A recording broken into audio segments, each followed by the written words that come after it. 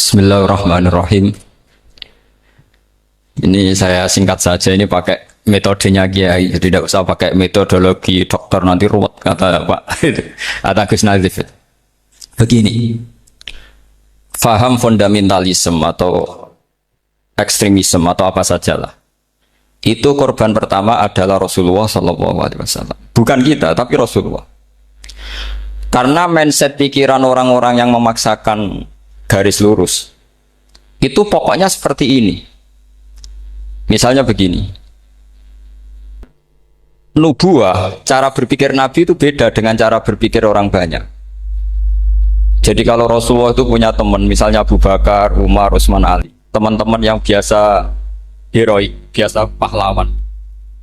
Ciri khas heroik adalah dia suka memberi. Itu kalau Nabi dapat ghanimah itu tidak dikasih. Karena cara berpikir Nabi, orang yang biasa baik, biasa memberi, biasa pahlawan, biasa patriotis. Kalau biasa dikasih, ini jadi pasien. Masa biasa jadi pahlawan, sekarang jadi apa? Pas. Ini pikiran Nabi. Tapi pikiran orang-orang Khawarij beda. I'dil ya Muhammad. Muhammad, kamu itu harus adil. Bagaimana mungkin kita-kita ini yang lama ikut perang? Kemudian yang mendapat bagian banyak ini orang yang baru bergabung sama Islam. Nabi masih rileks, masih jawabnya ada emosi, masih rileks. Wa may ya'dilu idza lam akun adil. Kalau saya ada adil, lalu siapa yang paling adil? Umar tidak serantan cara Jawa itu, emosi sekali. Khalid bin Walid, "Da'ni ya Rasulullah adrikum lupa." Saya kasih izin atau biarkan saya membunuh orang itu. Tapi apa kata Rasulullah? Jangan. Nanti saya dikira membunuh sahabat saya sendiri. Rata-rata syarikul hadis mengatakan itu namanya Dzulquwaisy. Artinya begini, ketika Anda berpikir bahwa adil adalah pembagian secara rata, Anda akan menabrak pikiran kedua. Dan itu korbannya adalah Rasulullah Muhammad SAW. Ternyata tulisannya cerita seperti ini. Ini biar sampai tahu sejarah fundamentalisme atau ekstremisme. Orang-orang kayak saya sebut contoh ya, karena saya punya tradisi ahli hadis. Ketika beberapa orang dikasih Rasulullah, ada yang dikasih kambing sampai 100, sampai unta 100, sampai ada yang dikasih mabenan jabalen. Itu pernah dihitung sekitar 4.000. Sementara sahabat-sahabat muhajirin gak dikasih apa-apa, orang Ansor juga gak dikasih. Setelah mereka dikasih, ya pulang. Sudah dapat ya pulang. Ketika Nabi digugat, itu peristiwa Hunain juga beberapa kali dialami Nabi. Apa kata Rasulullah? Ama tartona ayarji'an nasu bisyati wal ba'ir wa tarjibuna antum bi Rasulillah sallallahu alaihi wasallam ila rifat. Corong Jawa ngeten, lihat. Mereka ketemu saya ini Nabi, saya ini Rasulullah, tapi mereka minta saya itu kambing. Setelah saya kasih kambing, ya mereka pulang. Bayangkan kalian orang Ansor, kamu pulang itu membawa saya. Enak mana? Untung mana? Bawa kambing sama bawa Rasulullah. Baru orang Ansor nangis. Rodina ya Rasulullah, Rodina. Akhirnya Rasulullah ikut pulang.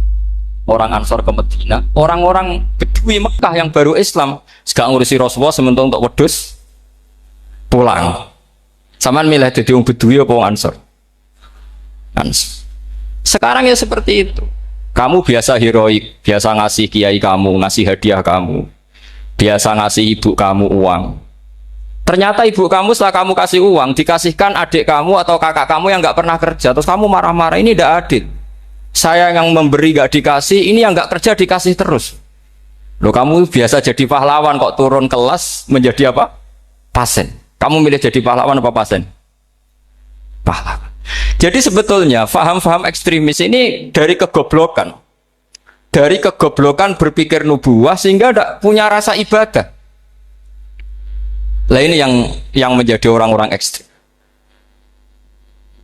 Jadi korban pertama ekstremitas itu bukan sahabat tapi Rasulullah SAW, yaitu Nabi dibilangin oleh mereka, "I'dil ya Muhammad, kamu kalau bagi harus adil." Pikiran mereka kalau adil sama rata, sama rasa.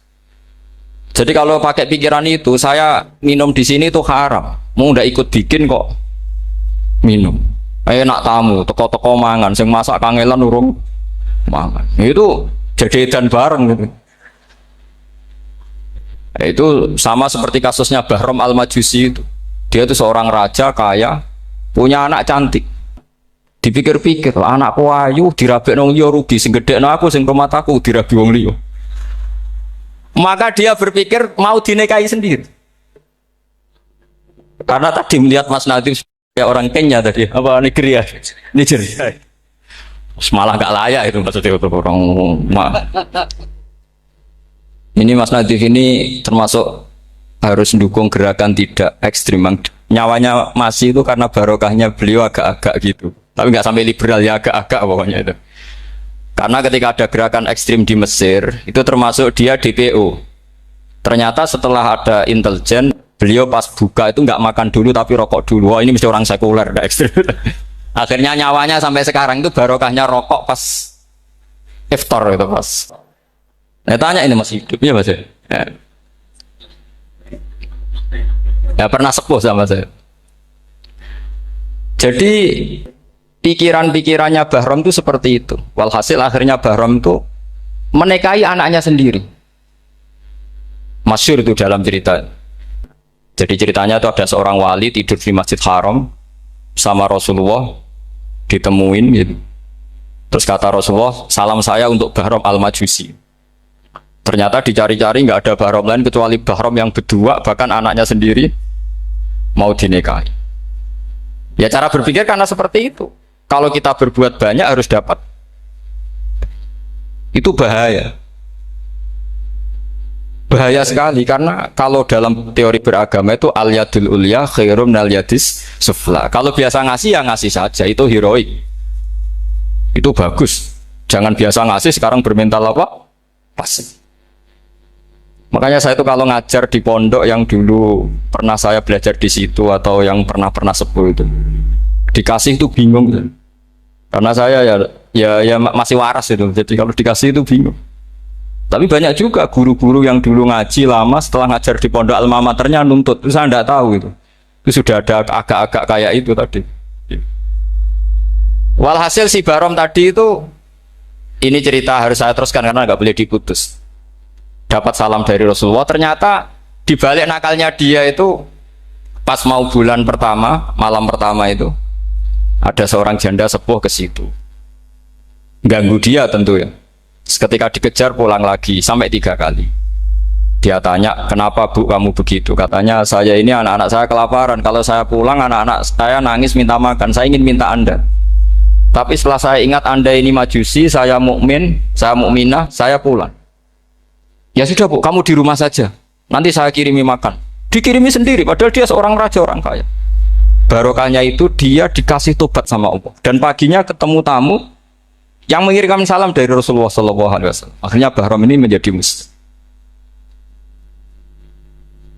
Tapi intinya berpikir seperti tadi itu salah, bahwa kalau saya jasa banyak harus mendapat apa? Ini cara berpikir orang-orang Khawarij. Begitu juga era Sayyidina Umar, era Sayyidina Utsman, Ali. Itu juga ngalami orang-orang yang ekstrim. Misalnya begini, saya contohkan korban-korban ekstrim yang real. Sayyidina Ali itu masyhur, dia punya musuh besar namanya Muawiyah. Karena permusuhan ini tidak bisa dihindari. Jadi kalau dalam fikih Islam, ini anak-anak saya ajari fikih. Kalau orang mukmin membunuh orang mukmin itu hukumnya dosa besar apa kecil? Besar. Itu di bab kisos. Tapi orang fikih itu unik. Di fikih itu ada kitabus siyal namanya. Di takrib ada kitabus siyal. Dan di situ ada penjelasan mangkutila duna mali fahuwa syahid. Orang yang dibunuh karena membela hartanya atau keluarganya, itu dia mati syahid. Kalau dia posisi membunuh, maka malingnya atau penjahatnya muhaddarun damuhu. Nggak punya hak nuntut kisos karena dia anggap nggak ada artinya darah. Nah sekarang begini. Suatu saat ada garong ke rumah Anda, ingin membunuh Anda karena ingin mengambil harta Anda. Anda ingin ingat status mukminnya atau status garongnya. Terus kamu mau dibunuh diam aja. Saya tidak mau membunuh orang apa. mukmin atau membunuh orang muslim. Nah, kesulitan yang dialami Sayyidina Ali seperti itu. Orang-orang Khawarij cara berpikir ndak Ali ku geblek. Wong mukmin kok pengen mateni mukmin. Muawiyah yo geblek pisan. Wong mukmin kok pengen mateni orang mukmin. Padahal suasana sudah kacau. Ketika seorang penjahat mau membunuh yang punya rumah dan yang punya rumah ingin membunuh penjahat, itu namanya mukmin bentrok sama orang mukmin. Apa orang benar sahibul hak ingin mempertahankan haknya? Tidak sampai saya tanya. Itu sahibul hak, yaitu yang punya rumah ingin mempertahankan haknya. Meskipun dalam duel ini kadang terjadi pembunuhan. Nah di sini ini ya, ulama ahli sunnah menyebut masalah istihadiyah. Kelompoknya Sayyidina Ali mempertahankan nyawanya meskipun dengan cara membunuh pasukan Muawiyah. Pasukan Muawiyah juga mempertahankan nyawanya meskipun harus membunuh pasukan Ali. Zaman itu susahnya istihad seperti itu. Tapi orang Khawarij cara berpikir enggak, ini biang keladi masalah itu Ali sama Muawiyah. Akhirnya mereka malah rapat, ya sudah dua-duanya bunuh saja. Ya masyhur tuh, akhirnya Sayyidina Ali dibunuh oleh orang Khawarij. Makanya ini penting ya, pentingnya ngaji seperti ini. Jadi kamu harus dilatih berpikir nubuwah. Ya dilatih berpikir apa? Nubuwah, disebut al ulama warasatul. Meskipun dengan cara yang ekstrim, tapi pikirannya saja, jangan perilakunya. Saya punya contoh sekian kasus, sekian tragedi. Misalnya begini, saya itu dulu punya teman, dia soleh, bisa baca Fathul Mu'in. Dia itu janggal, bilang sama saya, Gus, tidak biasanya Rasulullah itu agak-agak nyindir orang fakir. Ini kok ada hadis kadal fakru ayakuna kufur, bahwa kefakiran itu mendekati apa?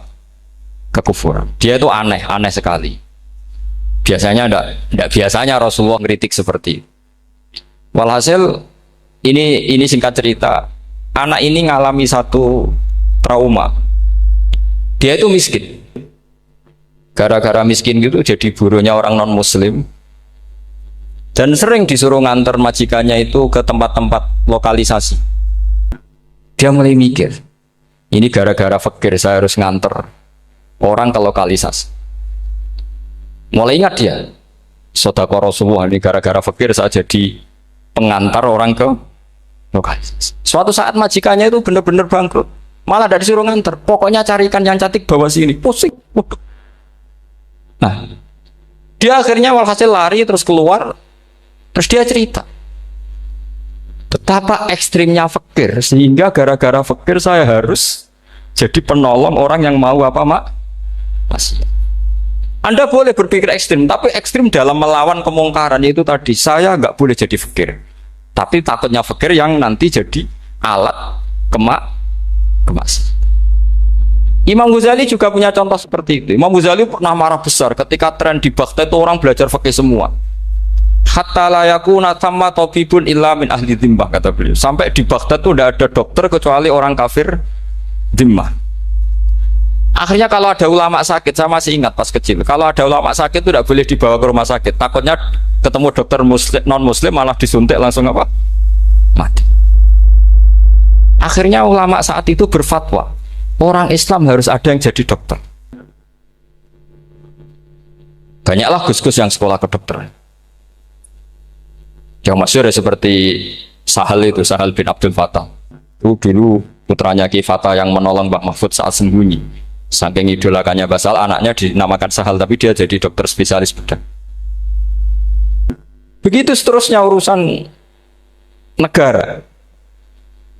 Dulu itu orang jabat itu tidak boleh, karena jabat itu dekat dengan syubhat, dekat dengan haram. Tapi gara-gara pejabatnya non-muslim, kalau bikin aturan ya ala non-muslim. Ulama akhirnya sadar, andekan kita yang jabat pasti tidak seperti itu. Bisa bikin perda ini, bisa bikin pelaturan begini yang menguntungkan Islam. Nah, jadilah banyak pejabat yang sekarang muslim. Tempat-tempat maksiat diobrak-abrik sama Satpol PP macam-macam. Kita untung. Tapi kalau orang-orang Khawarij pikirannya pokoknya pejabat itu dekat dengan haram, dekat dengan syubhat. Padahal dengan kita jabat bisa bikin perda atau apa yang menguntungkan Islam. Kemudian menjadi masalah baru secara fikih. Ini adik-adik dengerin biar kulino senam fikih. Kalau caleg soleh, misalnya Mas Nadif nyalek, ini tadi tak guyoni, mau jadi bupati ndak, kalau ya mau usah dukung. Jadi misalnya gini ya, Zaid sama Bakar, misalnya Bakar tuh orang soleh, mau jadi calon lurah. Dia tahu kalau dia lurahnya kampung lebih baik. Kalau yang jadi ini Zaid, itu kampung itu rusak karena dia suka dugem, suka macam-macam. Kemudian Zaid ini pasti jadi karena beli suara. Misalnya per kepala itu dibeli 50.000. Bakar ini kalau nggak beli suara kalah. Padahal dengan kalahnya Bakar artinya kemenangan kemungkaran. Itu zaman era Fathul Mu'in, muridnya Ibnu Hajar Al-Hitami. Ibnu Hajar muridnya Abu Zakaria Al-Ansori itu fatwa. Yang soleh ini wajib beli suara, bukan boleh, wajib beli suara. Nah, tapi ini namanya tidak nyuap, perlu dicatat. Ini namanya tidak nyuap. Jadi tidak bisa kamu kaitkan misalnya ar-rosi wal murtasi finnar. Yang nyuap maupun yang menerima suap adalah sama-sama di neraka. Tidak bisa seperti itu, karena logikanya dibalik. Sekarang Bakar ini beli suara itu untuk membeli kebenaran, untuk mengawal kebenaran. Zaid beli suara untuk menopang kebatilan. Berarti namanya Bakar ini penyuap atau pembeli kebenaran? Pembeli kebenaran. Harus dibedakan. Nah, ini pentingnya ulama. Memang nyatanya seperti itu. Yang dikatakan nyuap, riswah itu adalah membayar uang li'ib tolil hakti untuk membatalkan kebenaran atau membenarkan kebatilan, itu namanya nyuap. Tapi kalau mengeluarkan uang untuk menghakkan barang hak dan membatalkan barang batil, itu namanya uang perju. Nah, ini pentingnya mikir. Jadi ulama itu mulai dulu sudah bilang. Nah, sekarang sudah banyak orang-orang khusyuk yang biasa di masjid khusyuk. Kalau ditanya zaman akhir rusak kabeh, wong soleh-soleh wis nyuap. Kalau orang soleh ini tidak nyuap ya tidak jadi. Kalau nggak jadi mereka nggak ada yang jadi DPR, nggak ada partai Islam, habis malah Indonesia. Saya itu punya kenalan banyak pakar-pakar di Jakarta, itu cerita saya, Pak Baha. Indonesia itu solusinya gampang. Kita ini punya Bali, punya Batam. Itu kalau Bali dimakaukan, Batam dikayakan Hollywood. Amerika kaya itu bukan karena hebat. Pornografi dijual, tinju di Nevada itu dijual, di Las Vegas dijual, apa saja dijual. Oh, tidak kaya itu gimana? Sementara Indonesia mau aur-auran gitu sukan partai Islam. Sebenarnya Indonesia gampang, kalau ingin kaya Bali itu dikayakan Hollywood atau dikalahkan Makau jadi kota judi. Batam dijadikan kaya Las Vegas. Itu transaksinya pasti triliunan. Orang gamane wong wudo dijual, judi dijual, orang tinju dijual. Tapi gara-gara ada partai Islam, nyari rumus solusi ekonomi itu yang tidak seperti itu. Akhirnya kangelan. Ya, akhirnya rapat isuke. Tapi barokah tetap barokah partai apa? Yang menangnya caleg-calegnya rata-rata ya beli. Kalau tidak beli habis. Saya bukan menghalalkan nyuap, enggak. Kalau nyuap tetap haram ila yaumil qiyamah. Tapi kalau suratul masalah seperti ini kamu mengatakan suap, itu beda. Ini suratul masalah yang tidak ada kaitannya dengan suap. Asal lawannya batil ya. Kecuali lawannya sama-sama hak. Dua calon di kampung itu soleh sama soleh. Ini yang soleh bayar nggak boleh, karena siapapun yang jadi soleh itu nggak boleh. Makanya kalau cari musuh yang dolim biar halal ya. Iya, saya pernah ditanya seorang dosen. Gus, saya ini kalau baca sejarah perang Badar atau perang Uhud, yang saya tidak nerima itu satu. Kenapa setiap ghanimah harta orang kafir dan istrinya orang kafir kok disita orang Islam, dan yang perempuan jadi amat kemudian juga digauli orang Islam, yang hartanya orang kafir juga jadi asetnya orang Islam, kok kayak garong? Dia tanya seperti itu sama saya. Terus saya jawab, kalau sampean ada garong dan kemudian bawa senpi, senjata api, kemudian garong Anda, penjahat Anda lumpuhkan, ya senpi itu harus Anda kembalikan. Monggo penjahat ini kagungan jenengan beto wangsul, karena ada milik Anda, harus dikembalikan. Wah, tidak bisa Pak, kalau saya kembalikan pasti dipakai jahat lagi, dipakai kriminal lagi. Ya sama, kalau asetnya orang kafir dikembalikan ke orang kafir akan menjadi aset kekafiran lagi untuk menghancurkan kita. Lah perempuan juga sama. Perempuan itu alat produksi. Jika perempuan tadi dikembalikan ke orang kafir, maka kamu menolong populasi orang kafir. Ya seperti itu. Paham? Makanya disita dalam perang loh ya, tapi dalam perang yang legal. Nah itulah kenapa amat halal. Makanya di Quran itu illa ala azwajihim aw ma malakat aiman. Paling enggak itu masih ada ulama atau pemikir atau ustadz siapa saja yang bisa memahami logika apa? Islam. Nanti kalau ulama ini sudah meninggal, orang akan mencibir Islam dengan cara mengatakan Islam itu jahat, yaitu menyita hartanya orang kafir dan istrinya orang kafir setiap kali terjadi perang. Karena pemikiran ini pasti sama-sama kutubnya sama-sama ekstrim. Nah ini penting saya katakan. Makanya masyhur itu perdebatan Sayyidina Ali dan Muawiyah. Ini saya kutip sedikit. Ini ya sama-sama berpikir ekstrim, tapi ekstrim yang baik. Walhasil dalam satu kerja bakti di Masjid Kuba, itu ada sahabat namanya Ammar. Ini di depan umum, ini penting. Kalau dalam ilmu hadis di depan umum ini penting karena nanti menjadi mutawatir. Beda dengan hadis yang Nabi ngendikan sama 1-2 sahabat, namanya hadis ahadi. Di depan umum Nabi guyon gini sama Ammar, ya Ammar waihak taktuluka alfiatul baghiyah. Ammar, kamu ini nasib kamu itu agak sial. Karena nanti yang membunuh kamu itu kelompok yang tidak benar. Alfiatul baghiyah itu kelompok yang tidak benar. Itu disaksikan sekian sahabat.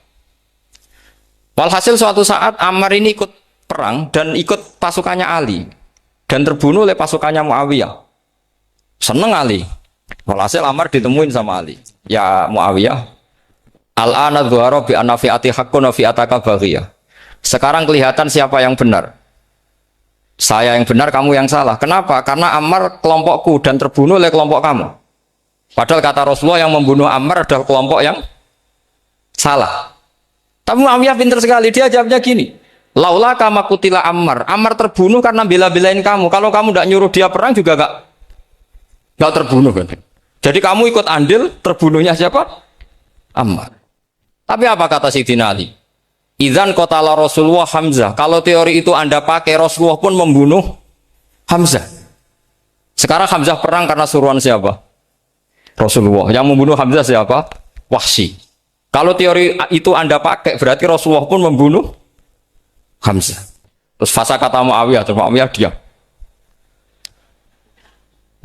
Jadi fikih pun tuh diputuskan lewat pikiran ekstrim. Tapi bukan ekstrim yang merugikan orang lain. Ya, kalau merugikan orang lain namanya sudah la dororo wa la dirar. Dia menyalahi aturan ini. Makanya saya pernah ngaji di sini dulu ketika tahun kemarin. Fikih-fikih Islam itu punya rumus, itu ya gara-gara pikiran ekstrim sebetulnya. Saya pernah nyontohkan adalah orang tuh kalau sholat jenazah itu mayitnya di depan. Itu ulama fikih tidak ada yang punya alasan. Mau hanya bilang gini, hakadha wajadna salafan wa khalafan. Mulai dulu kalau nyolati mayit ya jenazahnya di depan. Ya hanya gitu saja, tidak punya alasan. Makanya ulama lain mengatakan tidak apa-apa jenazah di belakang, yang sholat di depan. Kenapa? Fa innaha laysat bimanzilatil imam. Memangnya jenazah imam kok harus di depan? Itu ya tidak ada yang bisa bantah. Bagaimana mungkin harus di depan? Oh enggak, imam kok harus. Yang harus di depan itu imam. Jenazah itu imam apa enggak? Enggak. Terus alasan kedua, sholat ghaib. Kalau ada orang mati di Surabaya, Mas Nadib di sini, sholat ghaib boleh enggak? Boleh. Jenazahnya di depan apa belakang? Belakang. Di belakang kan? Berarti harus enggak jenazah di depan? Ya dia mau ngakeh yang jelas kalau itu. Lah ini contoh-contoh kecil. Nah orang Khawarij itu orang yang paling tidak mau menerima otak-atik seperti itu. Akhirnya jadi goblok bareng tadi. Ya makanya Rasulullah pun jadi korbannya Khawarij. Muhammad, kamu harus adil. Karena pikiran mereka adil itu yang memberi banyak ya dapat banyak. Kalau pikiran nubuah tidak seperti itu. Kalau yang biasa memberi, biasa heroik, biasa baik ya biar tetap biasa memberi. Jangan dilatih jadi apa? Fasih. Ini mungkin adik-adik juga agak keberatan, tapi harus dilatih. Makanya saya itu jadi kiai itu ya mulai kecil anaknya kiai, putu kiai. Saya itu ya mulang tuh seneng. Saya tidak pernah terlintas dikasih santri atau dihormati ya enggak. Mungkin sampai mati agak terlintas. Ya pikiran saya sederhana. Biasa mulang pahlawan malah sekarang pasien itu malah kayak cemen, kayak turun kelas itu. Jadi saya terus ya enggak kepikiran sama sekali. Loh kalau saya minta sama Allah karena itu atasan saya.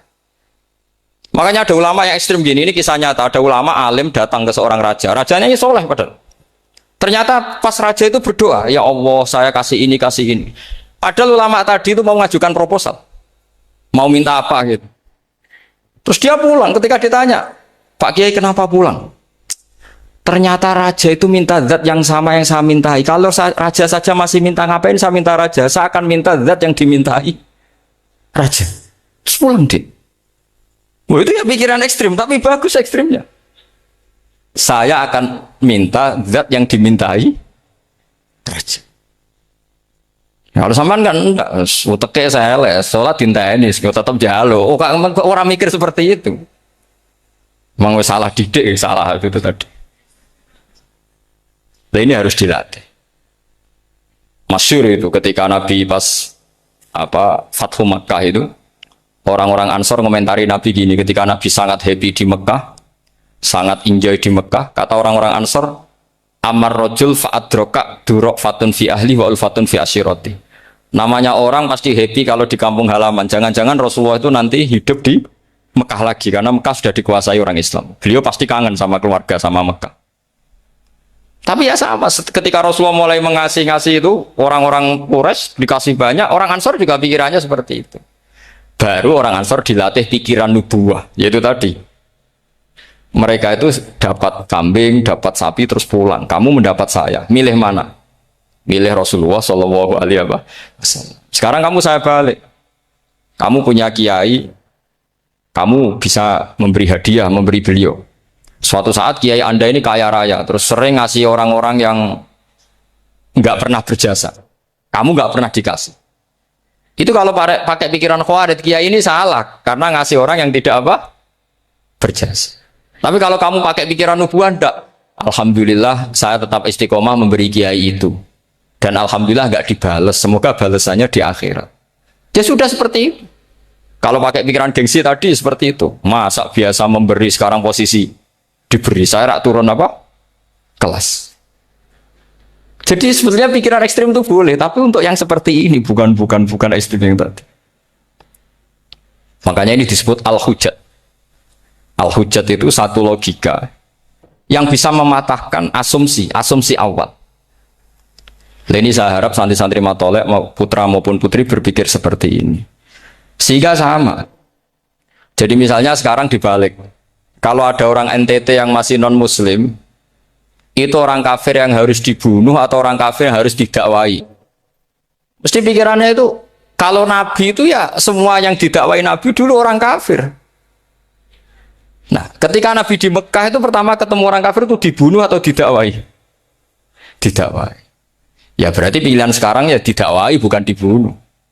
Nah soal perang itu perang itu beda dengan membunuh. Ada janjinya, ada macam-macamnya, terus nggak ada solusi, itu baru ada perang. Jadi kalau sudah dibalik-balik gitu, makanya kata ulama-ulama, khawarij itu pasti salah. Pasti salahnya adalah kalau orang nggak benar ya dibenarkan, bukan dibunuh. Kalau setiap orang kafir dibunuh, Nabi kapan jadi nabinya? Karena orang kafir habis. Jadi metode bil hikmati ya ada, metode hasanah ya ada, karena orang kafirnya sudah mati. Terus pertanyaan kedua, kalau Nabi harus ekstrim ngapain? Yang ngawal Jibril, halnya Israel lebih efektif.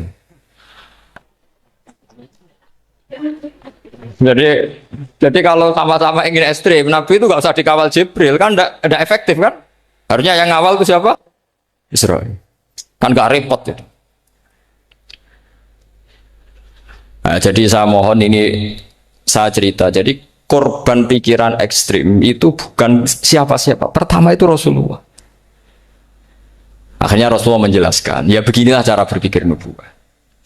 Jadi saya kira demikian. Nanti mungkin kalau ada tanya-tanya, ada pertanyaan. Yang jelas kalau seputar ekstremitas itu bisa latihan. Ya sebenarnya bisa latihan di fikih. Karena fikih ini cerminan dari pikiran ulama. Ya, cerminan dari pikiran apa ulama yang tidak tekstual. Ya, seperti gini ya. Tasaddaqa Rasulullah so'an min tamrin au so'an min aqidin. Ketika zakat fitrah itu Rasulullah mengeluarkan satu sok tamar. Tamar itu kurma. Kalau menurut tekstual berarti zakat fitrah harus pakai kurma. Tapi semua ulama sedunia mengatakan putih ahlil balad. Hanya dalam konteks Indonesia ya pakai apa? Beras. Berarti kata tamar diganti kut. Diganti apa? Kut. Jadi orang itu jangan diajak goblok bareng. Masa Nabi ngendikan tamar harus apa? Tamar. Makanya saya pernah debat. Pak Nabi itu cingkrang. Kenapa orang-orang itu rata-rata tidak cingkrang? Saya bilang, Nabi itu hidupnya di Mekah. Kenapa Anda hidup di Indonesia? Kata saya. Iya, Nabi itu hidupnya di Mekah. Terus saya tanya lagi, Nabi itu hafal Quran, kamu udah hafal? Saya hafal Quran. Kalau cingkrang gampang, karek ngetok kata saya. Ya, kalau anut sunnah Rasul, Nabi hafal Quran enggak? Hafal kan? Berarti kalau ikut sunnah Rasul, hafal Quran. Jangan cingkrang tok, ya hafal apa? Ya sama poligami juga gitu yang tadi diceritakan Mas Natif itu. Nabi itu poligami setelah Khadijah meninggal. Apa mereka mau nunggu istri pertama meninggal? Kalau ingin persis loh. Kalau ingin persis nunggu istri pertama meninggal. Ah ya. Enggak mau juga kan? Ya biasa saja lah. Pokoknya yang dihalalkan syariat ya kita bilang halal, yang diharamkan kita bilang apa? Enggak usah sok suci sunnah Rasul. Saya punya banyak cerita. Abu Bakar itu dulu sering menghindari sunnah Rasul. Dulu Rasulullah itu kalau ada orang minta ya dikasih. Ketika Abu Bakar bikin Baitul Mal. Ketika ditanya ini zaman Rasulullah tidak ada. Kata Abu Bakar, huwa Rasulullah. Beliau itu Rasulullah. Mau gak di-manage ya negara tertib. Umar bikin pasukan. Pasukan itu diangkat negara. Kalau dulu zaman Nabi yang ikut perang bahaya, yang tidak perang namanya munafik. Era Umar tidak, militer itu ditunjuk. Ya digaji pakai Diwanul Murtaziqah. Ketika ditanya kenapa tidak kayak Rasulullah? Huwa Rasulullah. Mau tidak tertib pun tetap negara stabil karena ada karismanya.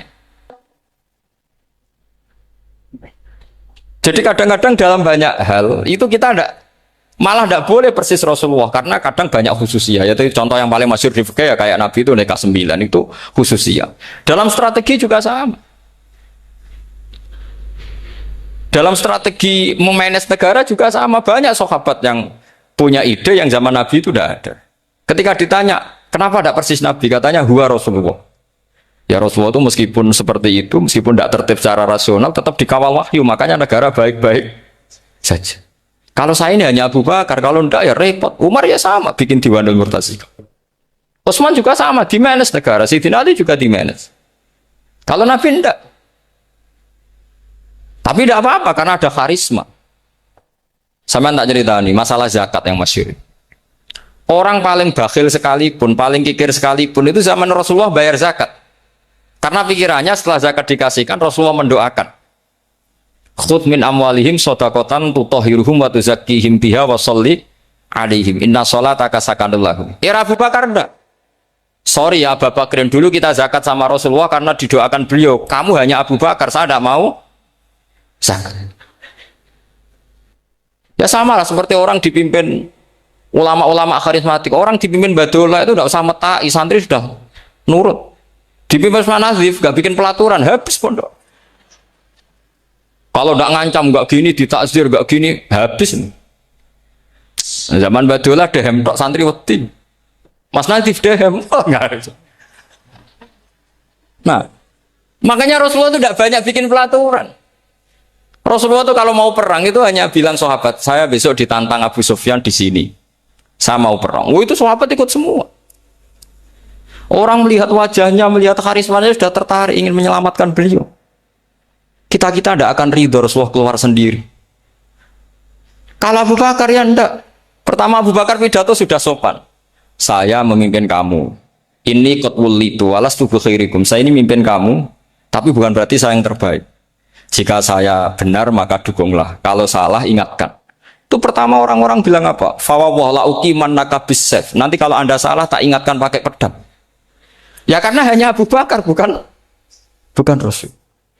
Sehingga diatur lah, ini ada militer, ada pengawal, ada baitul mal. Era Umar lebih modern lagi, ada Diwanul Murtazikoh, ada macam-macam. Ya Rasulullah nggak ada. Nah sekarang orang sidik-sidik muni sunnah Rasul, padahal ada sunnah Rasul yang khasnya Rasulullah sebagai nubuwah. Ya khasnya Rasulullah sebagai apa? Nubuwah. Coba Nabi itu istrinya 9, semuanya cerita tentang tahajudnya Nabi, witirnya Nabi. Apa kira-kira Mas Nadif kalau punya istri 4 ceritanya tentang tahajudnya Mas Nadif? Kan enggak. Jadi saya mohon, sebetulnya pikiran-pikiran ekstrim itu karena enggak mau belajar. Enggak mau belajar. Kalau mau belajar itu, kata Imam Ghazali itu dalam kitab Imla, Al-Imla fi Iskalatil Ikhya itu, fal ma'ani awsa'u minal ibarat.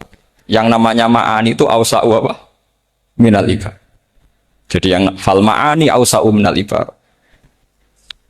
Jadi yang namanya makna itu lebih luas minal apa? Ibarat. Nah, ini contoh yang paling nyata ya Sayyidina Ali. Ketika Sayyidina Ali perang sama Muawiyah, itu Sayyidina Ali bilang, sebaiknya Muawiyah kirim delegasi, mediator. Saya juga kirim mediator. Terus orang-orang Khawarij karena tadi tekstual. Mahada ya Ali. Ini apa ya Ali? Lam yujad fi kitabillah. Aturan mediator itu tidak ada di Quran. Bahwa kalau kita perang harus ada mediator itu tidak ada. Terus Sayyidina Ali baca ayat wa in khiftum shiqaqa bainihima fab'atsu hakaman min ahli wa hakaman min ahliya. Jika lelaki dan perempuan, suami istri terjadi shiqaq, terjadi konflik, maka suami kirim satu mediator, yang pihak perempuan juga kirim mediator. Terus Sayyidina Ali ngendikan wa amru Muhammad a'zamu min amri rajulin wa imra'atin. Urusan umat Muhammad lebih serius ketimbang urusan hanya sekedar suami dan istri. Maka kita butuh hakam, butuh mediator. Baru 4.000 orang Khawarij tobat ngikuti pikirannya Sayyidina Ali yang tidak tekstual. Sama seperti zaman Rasulullah. Ketika Rasulullah mau perang Badar, saya ini mau perang Badar kata Rasulullah. Musuh saya itu 1.000 lebih.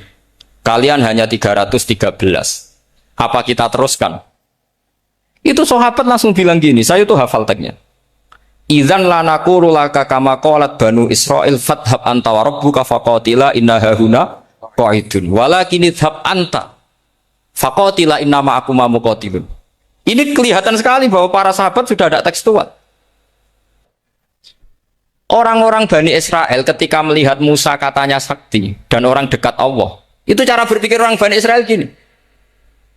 Walhasil ada perintah supaya Musa itu merangi kaum Jabarin. Orang Jabarin ini gagah-gagah, pikirannya orang Bani Israel. Musa kami itu sakti dekat Allah, ya sudahlah sama Allah saja sana, tak tunggu di rumah kabarnya. Itu kan sama dengan santri semedit, roh kiai ini suga, kiai aku suga, terus tak pikirkan seperti itu. Ya sama seperti itu. Nabi ku kekasih Allah, mesti perang menang. Serasa tak ewangi mesti menang. Fadhab anta wa rabbuka faqatila inna hahuna. Kok itu ya sudah kamu berangkat saja sama Tuhan, tak tunggu di rumah. Tapi apa kata para sahabat Ansor ketika Nabi minta supaya mereka dukung di perang Badar? Langsung bilang, "Idzan la naqulu laka kama qalat Banu Israil." Kita tidak akan bermental kayak Bani Israil. Ini tekstual apa? Enggak. Mereka punya mafhum, punya pikiran. Cara Mas Nadif punya kreatif. Bahwa ini mental yang bejat, kita tidak akan meniru seperti itu. Itu sahabat. Jadi dulu sahabat itu makna di Quran juga ada tekstual. Jadi bisa memahami. Nah sekarang orang memaksa semuanya harus tekstual. Ya meskipun tadi jangan terlalu liar terus menjadi liberal. Tapi saya tidak tahu kalau contohnya Mas Nadif tadi pakai kondom, istiqomah tidak tahu itu pikirannya Jil apa Mas Nadif tidak tahu saya itu tidak tahu. Kok sampai sembeling itu saya tidak tahu itu. Kok lagi juga kalau tidak bisa nyontohkan yang di luar itu saya itu ya tidak tahu. Mulai dulu ilmunya seperti itu terus gitu. Ya tidak tahu lagi. Jadi mulai dulu zaman Nabi pun itu sudah ada pikiran-pikiran seperti itu. Jadi tekstual atau harfiah itu ya enggak. Nyatanya sahabat langsung bilang idzan lanaku laka kama qalat Banu apa? Israil. Jadi ini saya kira demikian, nanti kalau ada yang tanya monggo.